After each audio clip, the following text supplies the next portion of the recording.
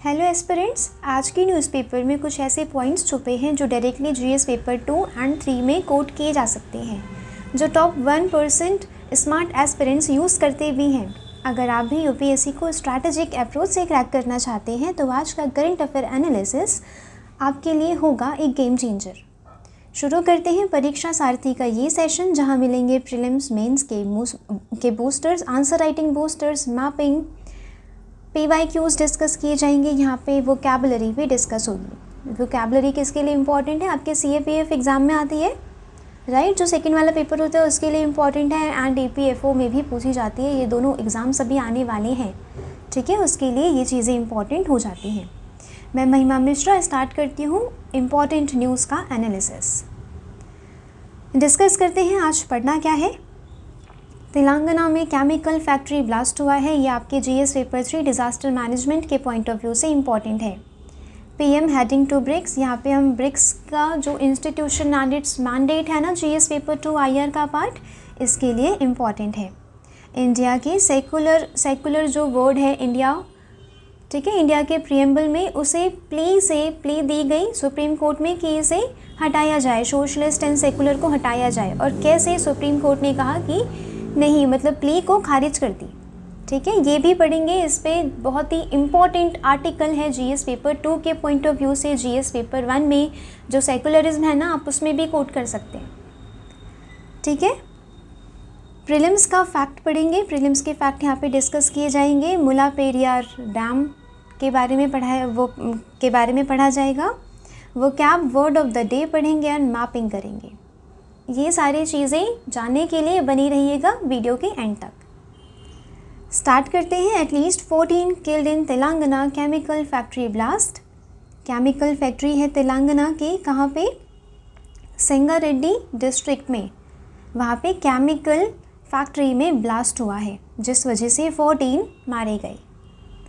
Chemical factory क्या produce करती है? Micro crystalline cellulose which is used in pharmaceutical industry, ठीक है? अब यहाँ पे इम्पॉर्टेंट हो जाता है पहले तो क्या ये इंसिडेंट हुआ कैसे? कुछ लापरवाही रही होगी, राइट? और ये लापरवाही किसके पॉइंट ऑफ व्यू से इम्पॉर्टेंट हो जाती है? हमारे GS पेपर 3 डिज़ास्टर मैनेजमेंट के। सिलेबस को बिल्कुल ध्यान में रखना है। जब आप कुछ भी पढ़ रहे हैं, आप करंट अफेयर पढ़ रहे हैं, आपको कोई न्यूज़ मिले कोई इम्पॉर्टेंट, आपने वो GS पेपर से लिंक ज़रूर करना है, ठीक है? इंसिडेंट देखेंगे वही तेलंगाना संगारेड्डी डिस्ट्रिक्ट में ये इंसिडेंट मेजर ब्लास्ट हुआ है। 14 डेड है एंड अराउंड 35 इंजर्ड हैं, ठीक है? ये माइक्रो क्रिस्टलाइन प्रोड्यूस करती है, फार्मास्यूटिकल एंड न्यूट्रास्यूटिकल इंडस्ट्रीज़ में यूज़ होता है। क्या इसके कॉजेज़ है? स्प्रेयर ड्रायर एक्सप्लोजन वहाँ पे हुआ है, ठीक है? जो प्रेशर है, वो जो स्प्रेयर ड्रायर है ना, उसके अंदर प्रेशर बना, वो फूट गया, ठीक है? ब्लास्ट हो गया। उसके जो फाइन पार्टिकल्स थे वो इधर उधर डिस्पर्स हो गए एंड उसमें फायर कैच हो गई, जिसमें फंस गए वर्कर्स, ठीक है? डिज़ास्टर मैनेजमेंट के कुछ फेलियर्स हैं, जैसे कि लैक ऑफ सेफ्टी मेजर्स, ठीक है? अगर फायर की कोई इमरजेंसी होती है तो एस्केप रूट्स का पता होना चाहिए किन्हें? वर्कर्स को, ठीक है? Possible negligence in handling flammable material, यहाँ पे लापरवाही हुई है फ्लेमेबल मटेरियल को हैंडल करने में, ठीक है? Absence of real time monitoring की अभी क्या सिचुएशन है, जो फ्लेमेबल मटेरियल है, जो प्रेशर बिल्डअप हुआ, स्प्रेयर ड्रायर की अभी क्या कंडीशन है, क्या सिचुएशन है, वो उसकी रियल टाइम मॉनिटरिंग होनी चाहिए बाय अथॉरिटीज़, राइट? उसकी भी यहाँ पे एब्सेंस देखी गई। कोई रेगुलर सेफ्टी ऑडिट्स नहीं होते इंडस्ट्रीज़ में, फैक्ट्रीज़ में। ओवर क्राउडिंग होती है वर्किंग एरिया में, जिस वजह से ज़्यादा जान का नुकसान होता है। वैल्यू एडिशन क्या है? डिज़ास्टर मैनेजमेंट के पॉइंट ऑफ व्यू से हमें ये पढ़ना है अभी। Management, industrial safety audits, real time pressure temperature monitoring. जो केमिकल फैक्ट्रीज़ है उसमें क्या चाहिए? टेम्परेचर को मॉनिटर करना है। ट्रेनिंग एंड मॉक ड्रिल्स होनी चाहिए। मॉक ड्रिल्स याद है जब इंडिया पाक वॉर की बात चल रही थी, अब एक दो महीने पहले, तो क्या हुआ था? मॉक ड्रिल्स करवाया गया था, ठीक है? काफ़ी सारे स्टेट्स में मॉक ड्रिल्स हुए थे ये मॉक ड्रिल्स उनके साथ होना चाहिए कि अगर फायर कैच होती है तो वर्कर्स को क्या करना है उस टाइम पे।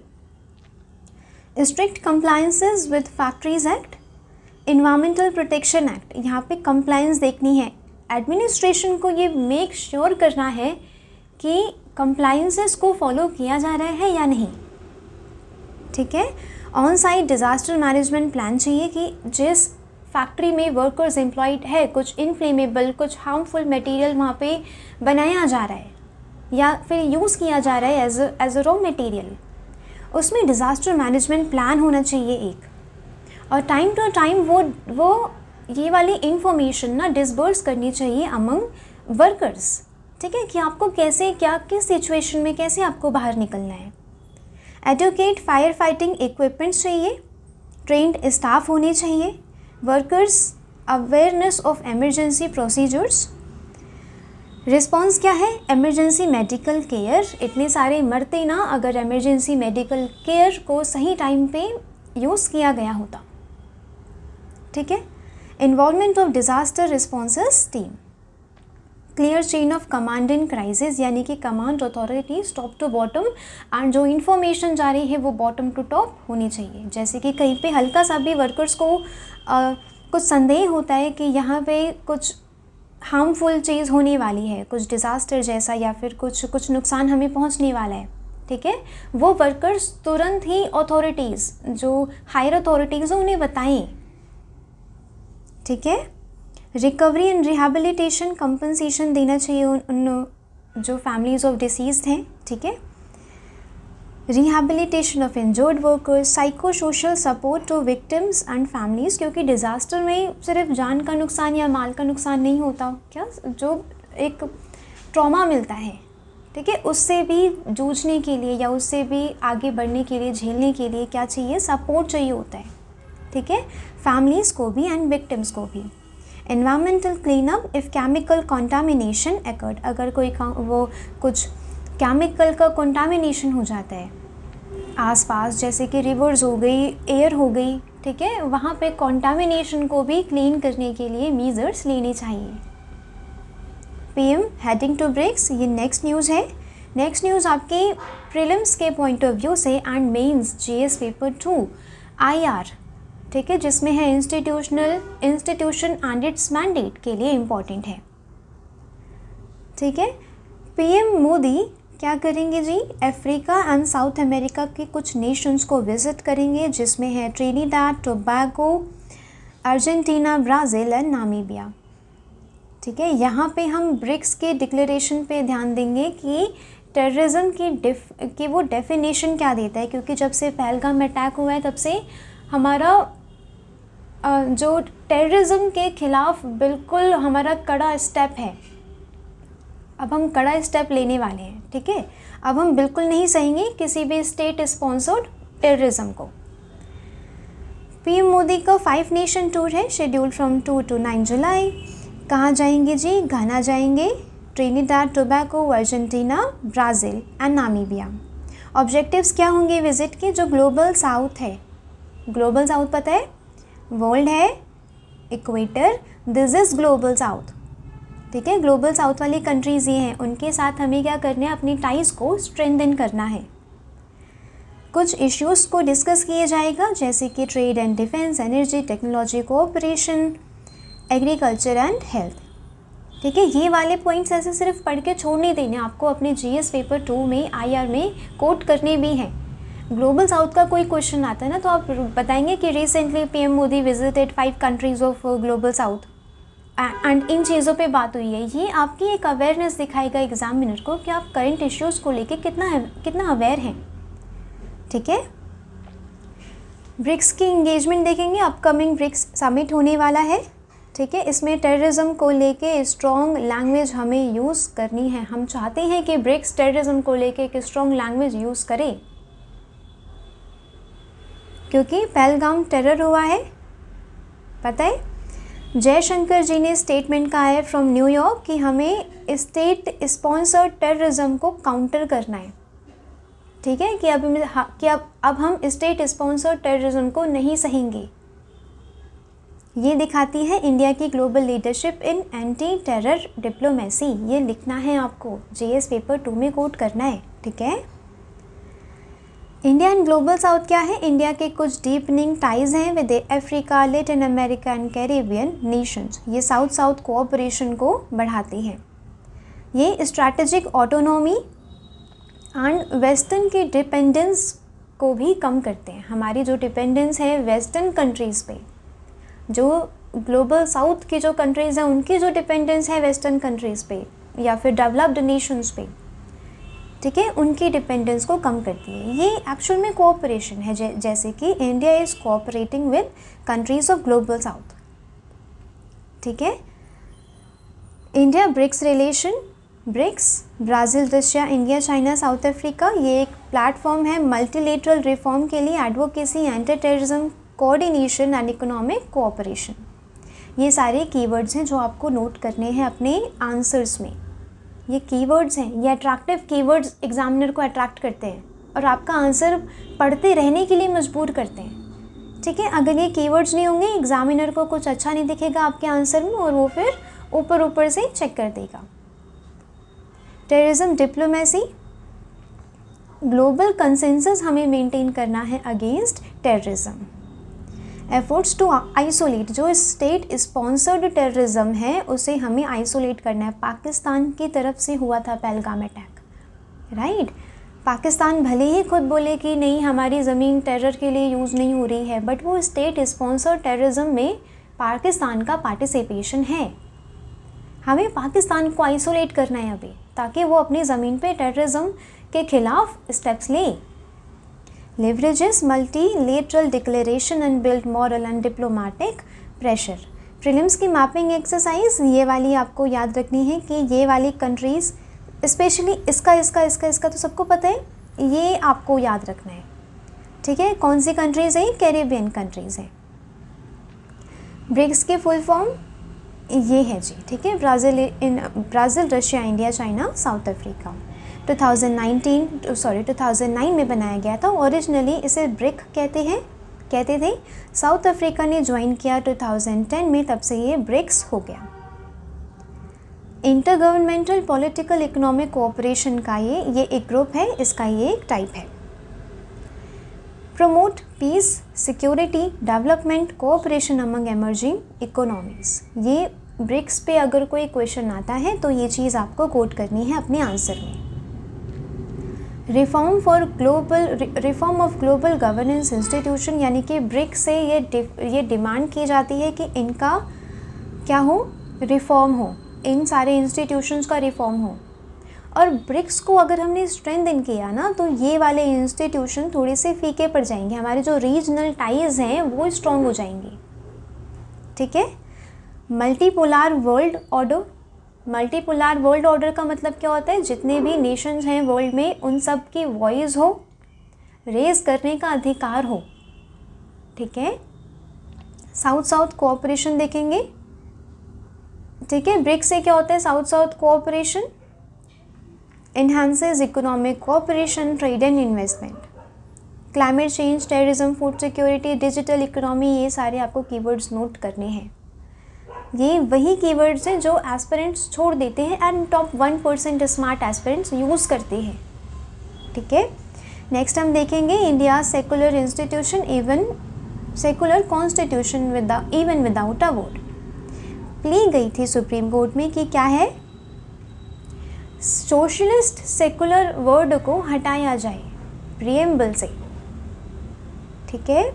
अब क्या कहा है? वाइस प्रेसिडेंट जगदीप धनखड़ जी ने कहा है emergency era declaration of expression socialist and secular, ये क्या है? सैक्रिलेज है टू स्पिरिट ऑफ सनातन। अब ये क्या बोला है वो इम्पॉर्टेंट नहीं है, क्या इम्पॉर्टेंट है हमारे लिए?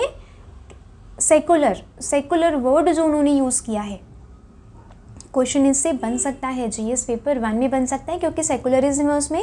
आप ये वाली चीज़ कोट करेंगे, कॉन्स्टिट्यूशनल एंगल आप हल्का सा दिखाएंगे जीएस पेपर 1 में, और जीएस पेपर 2 के लिए तो पूरा ही इम्पॉर्टेंट है। Socialist and secular preamble constitution 42nd constitution में ये ऐड किए गए थे। पता है, सबने पढ़ी है लक्ष्मीकांत, ये बहुत इंपॉर्टेंट एक वैल्यू एडिशन भी नहीं, बस ये आपका रिवीजन है, ठीक है, उस वाले चैप्टर का। जनता गवर्नमेंट ने क्या किया, 44th कॉन्स्टिट्यूशनल अमेंडमेंट एक्ट 1978 के थ्रू काफ़ी सारे रिवोट्स किए, पर प्रीएम्बल के ये वर्ड्स उन्होंने ऐसे ही रहने दिए। कौन से? Socialist and secular.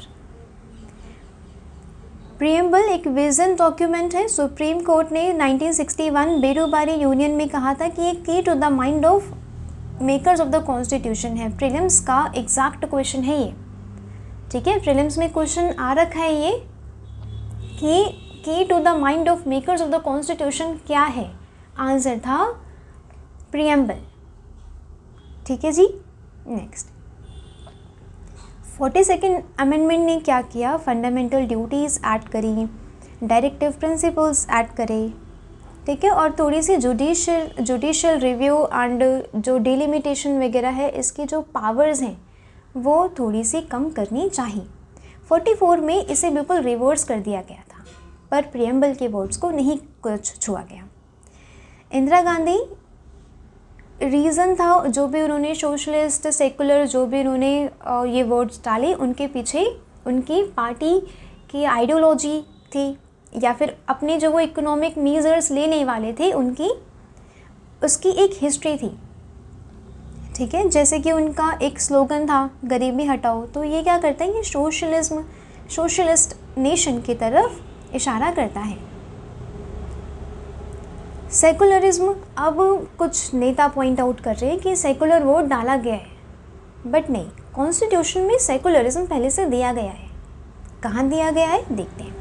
Article 14, article 15 आपको पता है, equality before law, equal protection of law, article 14 and article 15 क्या है, RRCS पे, यानी कि religion, race, caste, sex and place of birth, इनमें कोई डिस्क्रिमिनेशन नहीं करेगा, प्रोहिबिट्स करता है, ठीक है।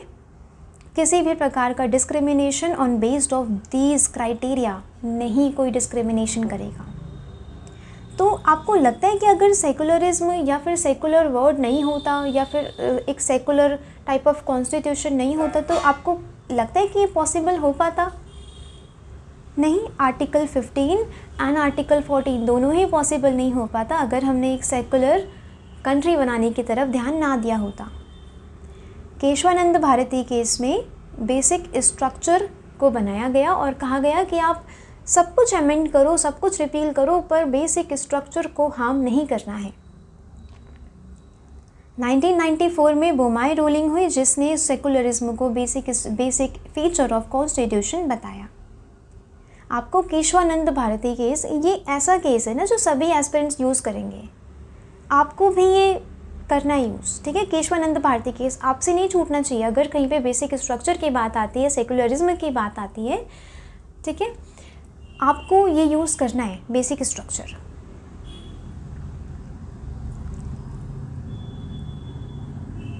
ठीक है जी। Chief justice of India Sanjiv Khanna ने डिसमिस की थी रिट पिटीशन जो चैलेंज कर रहे थे सेकुलर एंड सोशलिस्ट वोट को। नेक्स्ट देखेंगे, एक प्रीलिम्स का एक छोटा सा फैक्ट है, थोड़ा इम्पॉर्टेंट हो सकता है। वैसे तो अब कनाडा ने ये डिजिटल सर्विस टैक्स हटा दिया, पर इम्पॉर्टेंट है। डिजिटल सर्विस टैक्स कौन लेके आया था? कनाडा, ठीक है। जब यूएस एंड कनाडा के कुछ ट्रेड नेगोशिएशंस स्टार्ट हुए तो फिर कनाडा ने ये डिजिटल सर्विस टैक्स हटा दिया। क्या इम्पॉर्टेंट है यहाँ पे? Digital service tax 3% levy on digital services revenue a firm made from the Canadian users. Canadian users जितने भी डिजिटल सर्विसेज यूज़ कर रहे हैं, उनका फ़ायदा उठाने वाली कोई कंपनी से 3% टैक्स लिया जाएगा, ठीक है। तो ये तो अब हटा दिया, पर ये याद रखिएगा कि अगर आता है प्रीलिम्स में वन लाइनर कुछ आ गया, किसी और एग्ज़ाम्स में अगर आ गया, तो कि डिजिटल सर्विस टैक्स कौन सी कंट्री लेके आई थी, आप बोलेंगे कनाडा, ठीक है जी। ये इतना ही इम्पोर्टेंट था। नेक्स्ट है, Tamil Nadu government continues to release water from Mullaperiyar dam. Mullaperiyar dam यहाँ पे इम्पोर्टेंट हो जाता है, ठीक है, प्रीलिम्स के पॉइंट ऑफ व्यू से इम्पॉर्टेंट है। मुलापेरियार डैम कहाँ है जी? Periyar river in Idukki district, Kerala. और ये वाटर सप्लाई किसकी नीड्स पूरी करता है? तमिलनाडु की। ब्रिटिशर्स के द्वारा बनाया गया था इन 1895 वेस्टर्न घाट एट थेडकेडी, इसका पर्पस क्या है? Irrigation and water supply for Tamil Nadu. Importance 5 provide irrigation to 5 district. ये वाले कुछ डिस्ट्रिक्ट है, उतने इम्पॉर्टेंट तो नहीं है, ठीक है। इन डिस्ट्रिक्ट्स को वाटर सप्लाई इरिगेशन प्रोवाइड करना है, इसका काम है। ड्रिंकिंग वाटर प्रोवाइड करना है तमिलनाडु को। पेरियार लेक क्रिएट की गई थी इस डैम के द्वारा, जो क्रूशियल है किसके लिए? Periyar tiger reserve. अब यहाँ पे हो जाता है पेरियार टाइगर रिजर्व, क्योंकि आपसे सीधे सीधे न्यूज़ नहीं पूछते एग्ज़ाम्स में, आपसे वैल्यू एडिशन पूछेंगे। वैल्यू एडिशन यहाँ पे क्या है? पेरियार टाइगर रिजर्व वेस्टर्न घाट में है, इडुक्की डिस्ट्रिक्ट, केरला। 2 डिस्ट्रिक्ट में है, ठीक है।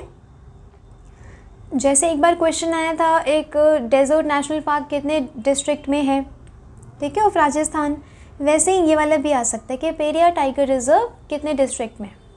2 में, 3 में, ठीक है, ऐसे करके दे देंगे वो लोग। Core area part of Periyar national park, named after वो पेरियार रिवर। पेरियार रिवर क्या है? Life line of the region है। 1978 में अंडर प्रोजेक्ट टाइगर ये इस्टेब्लिश हुआ था। Part of western Ghat. Western क्या है जी? वेस्टर्न घाट क्या है जी? यूनेस्को की वर्ल्ड हेरिटेज साइट है। इसका एल्टीट्यूड कितना है? 100 to 2000 metres above sea level. ये वाली फैक्चुअल इन्फॉर्मेशन उतनी इम्पॉर्टेंट नहीं है, बट एक बार नज़र मार लेनी है, ठीक है। क्या है यहाँ पे? फॉरेस्ट किस प्रकार के हैं? Tropical evergreen, non tropical and moist deciduous forest. ये सेस्मिक जोन जो अर्थक्वेक को मेज़र करने वाला है ना, सेस्मिक जोन, इसमें ये 3rd and 4th में लाई करता है। मैपिंग देखेंगे straight of Hormuz and Persian gulf nation की। स्ट्रेट ऑफ हॉर्मुज़ आजकल काफ़ी न्यूज़ में है, हम उसकी देखेंगे मैपिंग। यहाँ पे है स्ट्रेट ऑफ हॉर्मुज़, ये वाला, ठीक है। किन 2 वाटर बॉडीज़ को कनेक्ट कर रहा है? याद रखेंगे, Persian gulf and gulf of Oman, ये नहीं भूलना है। Straight of Hormuz 2 water bodies को कनेक्ट कर रहा है, जो है पर्सियन गल्फ और दूसरी है गल्फ ऑफ ओमान।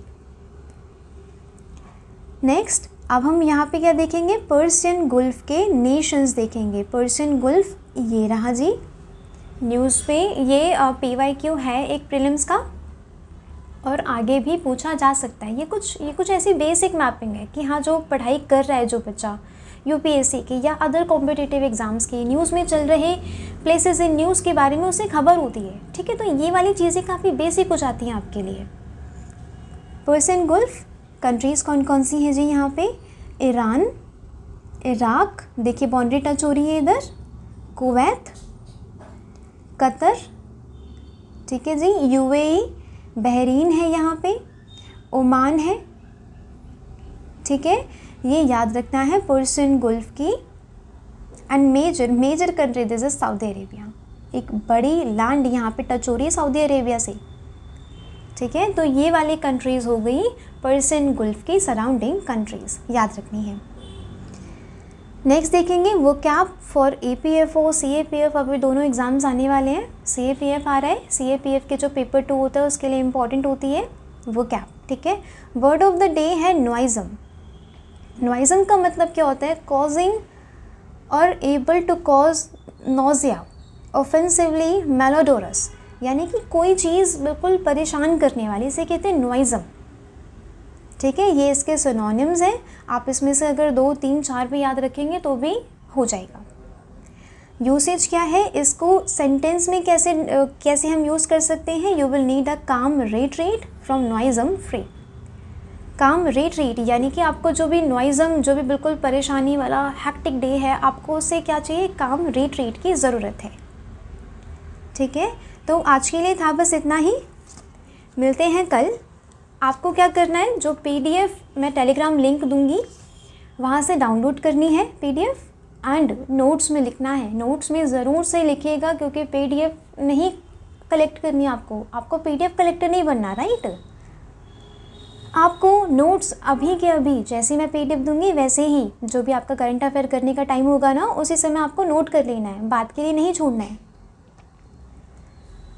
अगर आपको वीडियो पसंद आई तो कमेंट करके बताइएगा कि कैसी लगी। कुछ सजेशंस हो इम्प्रूवमेंट के लिए, कुछ आप देना चाहें, कुछ बताना चाहें तो बताइएगा। PDF के लिए टेलीग्राम चैनल ज्वाइन कर लीजिएगा। तब तक के लिए ध्यान रखिएगा अपना और रिवीजन करते रहिएगा, ठीक है। रिवीजन बहुत इम्पॉर्टेंट है। जय हिंद।